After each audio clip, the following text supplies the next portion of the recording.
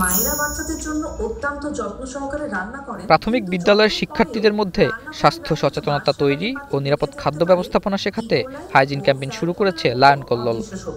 দৈনন্দিন জীবনের অভ্যাসই লায়ন কল্লোলের মামা লেমন ডিশ ওয়াশের পক্ষ থেকে বলা হচ্ছে, কমিউনিটির সুস্বাস্থ্য ও দীর্ঘমেয়াদী হাইজিন সচেতনতা বাড়াতে এই উদ্যোগ অনেক কাজে দিবে। বৃহস্পতিবার এক সংবাদ সম্মেলনে কথা বলেন প্রতিষ্ঠানটির শীর্ষ কর্মকর্তারা।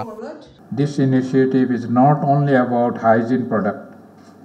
It is about teaching children, inspiring families, and building long-term healthy habits within the communities. Help this program reach a school effectively and make a meaningful difference to improving people's lives through science-based innovation and education.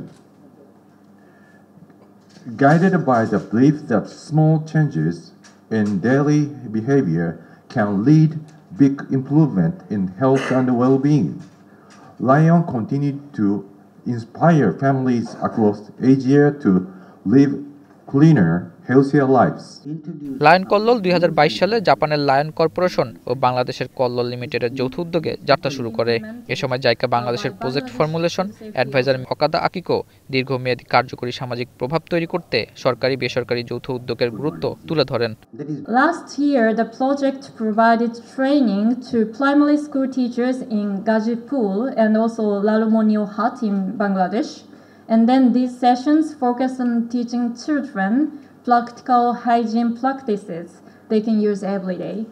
বর্তমানে ক্যাম্পেইনটি মানিকগঞ্জের 651টি স্কুলে পরিচালিত হচ্ছে, যার মাধ্যমে তৃতীয় ও চতুর্থ শ্রেণীর শিক্ষার্থীরা হাত ধোয়া, খাবার নিরাপদে রাখা ও সঠিকভাবে থালা বাসন পরিষ্কারের মতো অভ্যাস শিখছে।